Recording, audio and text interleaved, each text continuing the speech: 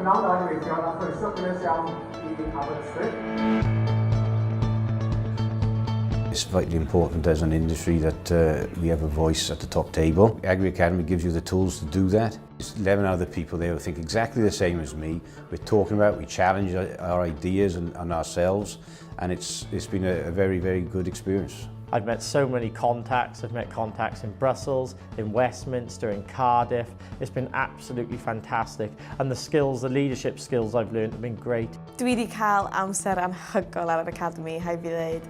Dwi'n meddwl ar hyn o bryd, mae'n mor bwysig bod gennym ni lleisiau gryf angerddol dros y diwydiant, a mae dod y criw fel yma fe'n gilydd. A cael ein datblygu mewn faint ni'n gwybod am polisïau, ein hyder mewn siarad efo politicians, a sut ni'n gallu cefnogi ein hunain I creu diwydiant well.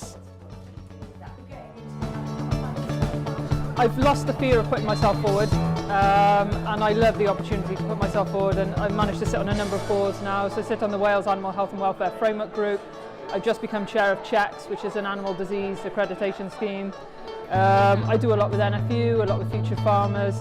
So yeah, lots and lots of things I would never have done if I hadn't had this push. Dwi nawr yn cyfuno gwaith ar y ffarm gyda gwaith fel cyfreithiwr amaethyddol.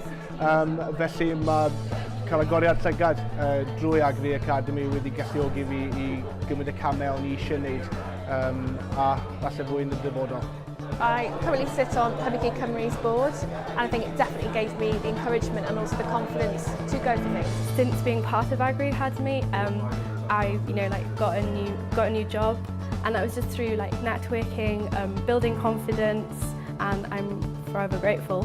I'd recommend Agri Academy because you get to meet 11 other like-minded people, all from the agricultural industry around Wales.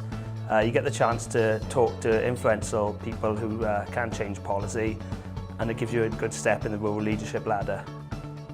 I fi'n sicr, mae'r statws yna efo'r Academi Amaeth, mae pobl mewn llefydd uchel iawn a'r parch tuag ato fo, a mae wedi bod yn hynod o wych cael cwrdd â'r bobl yma.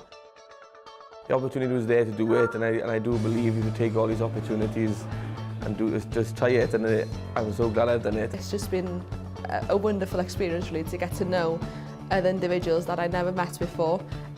Wales is quite a small place, but we range from North Wales, where I'm from, right down to the Gower, and it's been a wonderful experience.